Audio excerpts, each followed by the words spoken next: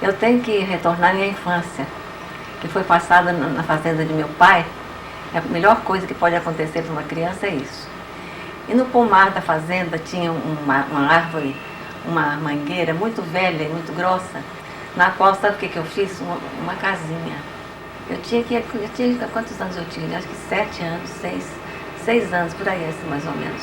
Eu estava sentada lá, quando de repente uma borboletinha pulou, não sei de onde, voou, naturalmente. Ficou no meu colo. Eu olhei para ela, simpatizei com a bichinha. Mas eu notei que ela tinha uma asa defeituosa, que me comoveu muito. No dia seguinte, aconteceu a mesma coisa. A mesma borboletinha saltou no meu colo. Era uma tíria. Nome que eu só depois de muitos anos aprendi num livro de entomologia. Tem lá a tíria isis, família Geometrida. Era ela. Essa borboleta está gostando de mim. Então eu gosto dela também. Então minha amizade a tíria. E a vida inteira essa tíria me foi presente na minha vida. Até sonhava, às vezes eu sonhava com ela, com o defeitozinho que ela tinha na asa. Mas aí aconteceu que eu me casei.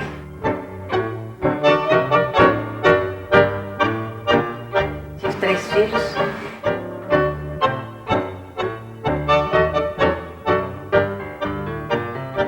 E numa noite de sarampo coletivo, os meninos pediram: mamãe, faz uma história para nós, faz uma historinha para nós.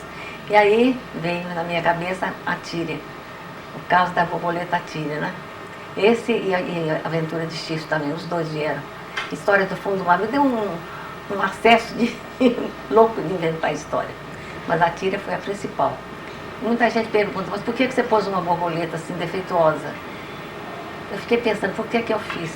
A gente às vezes não sabe por que a gente faz as coisas, né? Isso ou aquilo. Eu cheguei à conclusão que tudo que é frágil e desprotegido me comove. Não é o livro que eu gosto mais, que eu tenho mais amor. E você entende por quê, né? É uma coisa que a gente não sabe explicar quando gosta, quando não gosta de uma coisa. Mas a tíria eu sabia, porque ela assim, para ser minha. Estava de um modo tão empolgada escrevendo o livro que eu entrei em órbita diferente, num plano diferente de vida. Eu sentia também que nas minhas costas, nos meus ombros, tinham nascido 2 coisinhas. Sabe o que é? 2 asas. Eu tinha me transformado numa borboleta.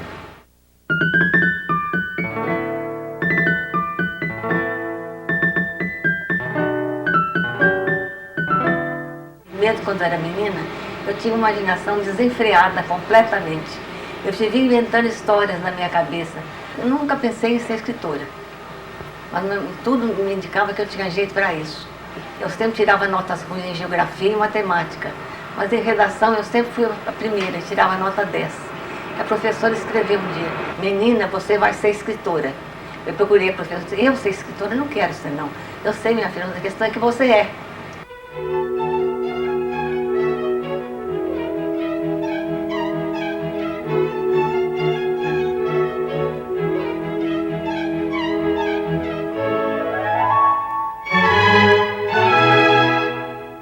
Eu nunca provoquei, compreende? A coisa vinha. E com uma tal intensidade que eu tinha que escrever, senão eu não dormia. O engraçado é que a inspiração vinha nos momentos mais impróprios, mais inesperados. Quando eu estava escrevendo outro livro meu chamado Esfalhão, sabe onde é que eu tive a premonição dele? Num velório. Coisa horrível. O velório de uma pessoa conhecida, e veio aquela história inteirinha na minha cabeça. E eu comecei a passar pitos mentais em mim. Lúcia, você tem coragem de ficar pensando essas fantasias, em vez de estar rezando Padre Nosso e Ave Maria para esse pobre defunto aí? Mas o que eu ia te fazer? E chegou em casa, eu escrevi quase que a história toda. Mas eu não pensava que eu fosse ter uma carreira de escritora, não. Mas aí, depois disso, dessa sarampo dos meninos, a coisa deslanchou.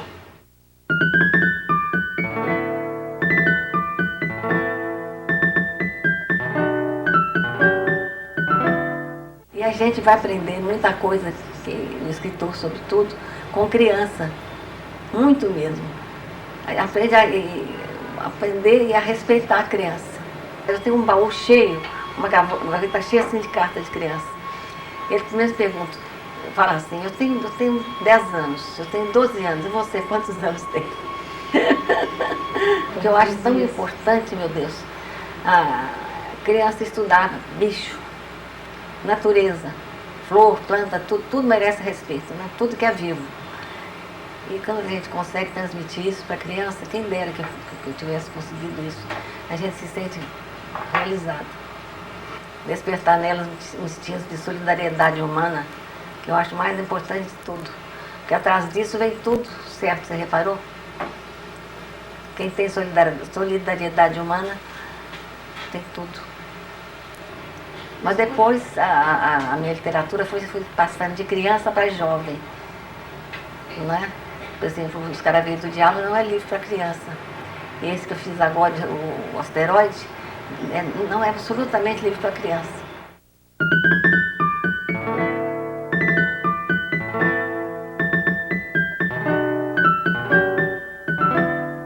Inclusive, eu fui jornalista também com 16 anos, imagina você. Fui convidada para escrever nos Diários Associados, mas só crônicas ligeiras, né, de mocinha e meninota. E isso foi paralelo à minha carreira de escritora mesmo. Todo mundo achava esquisito. Você falou, Lúcia é uma menina muito esquisita. Imagina que ela agora está escrevendo em jornal, que era precocidade, que era exagero, não sei o quê. Mas depois meu pai e minha mãe sempre me apoiaram. E depois vieram os meninos, que foram os meus grandes leitores, né? Para quem eu escrevi as coisas que eu fiz com mais prazer. As que eu fiz para meus filhos. Eu acabei um agora completamente louco, chamado Asteroide. A história passada no ano 2000, no ano 3000, no espaço. Mas evidentemente eu fiz alguma pesquisa. A gente discutia, sabe, em conjunto, isso aqui assim, assim, isso aqui assim, assim. Meus filhos participaram intensamente disso.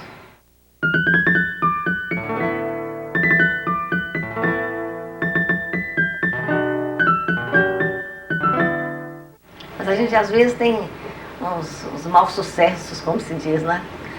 A gente começa a escrever e de repente a coisa não vai para diante. Isso acontece muito. E a gente tem a humildade, vamos dizer, que fala assim, para isso aqui, isso eu não consegui.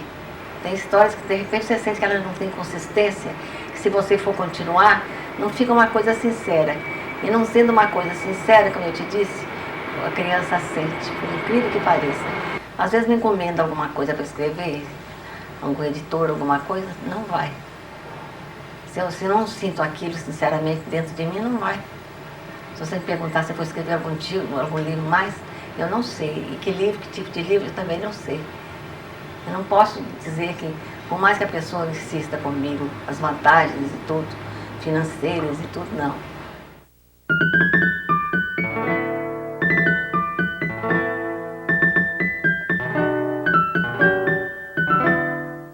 Por exemplo, eu li o Dom Quixote, fiquei impressionadíssima. E eu acho que talvez isso tinha servido de ponto de partida para eu escrever a Aventura de Xisto. Não que eu quisesse, compreendeu? Porque veio a coisa, ficou dentro de mim e saiu. Eu li muitos russos também.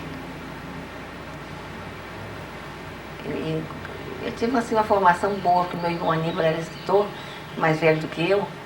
Ele me dava muita ideia. Ele me ajudou muito.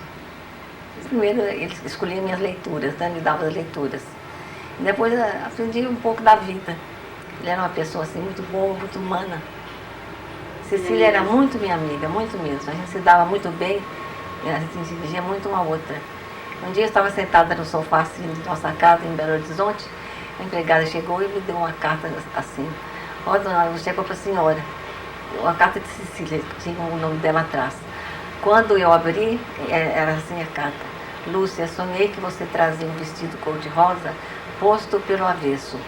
Se algum dia você vestir um vestido cor-de-rosa, em vez de ficar em vez de estar pelo avesso, não o tire, porque você estará vestindo o meu sonho. E quando eu olho para mim, você acredita que eu estava com o vestido cor-de-rosa, posto pelo avesso? O que é isso? Muito, muito. Aqui eu gosto mais do Drummond. E dos outros, Fernando Pessoa, que é maravilhoso, né? Dos poetas franceses também fim do século XVIII.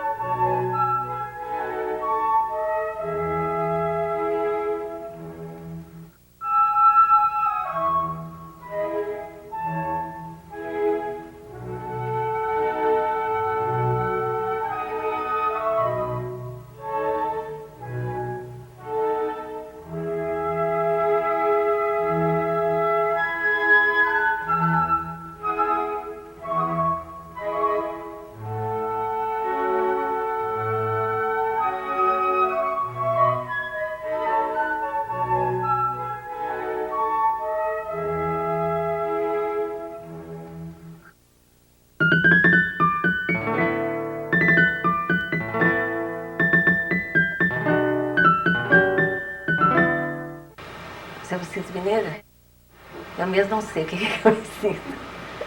Mas espera aí, eu gosto da mina do século XVIII, do Aleijadinho, de Ouro Preto, de Sabará, de Diamantina. São cidades fabulosas, maravilhosas, onde eu conto muita história sobre elas, muito caso, muita coisa. Você estava em Belo Horizonte, não, eu fui declarada patrona das crianças deficientes. Porque eu gosto, eu tenho ternura, eu tenho comoção por tudo que é frágil, tudo que é desprotegido. Mas frágil a gente se sente de vez em quando, né? Quem não se sente?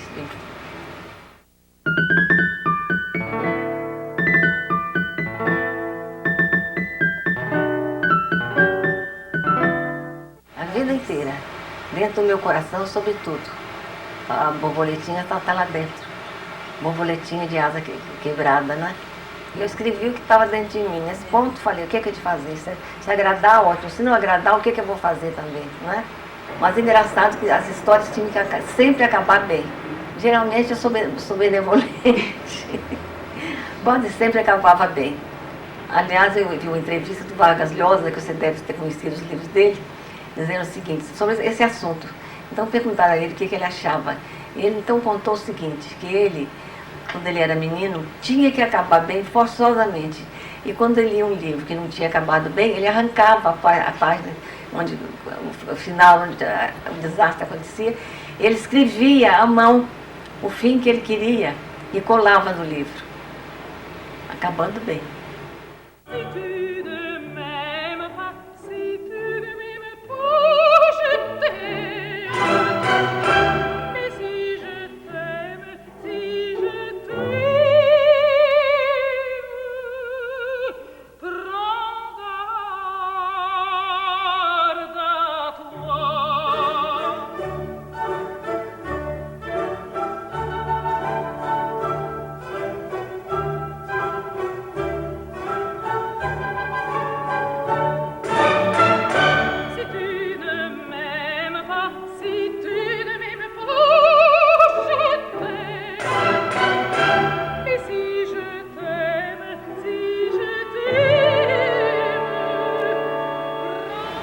Acabando bem.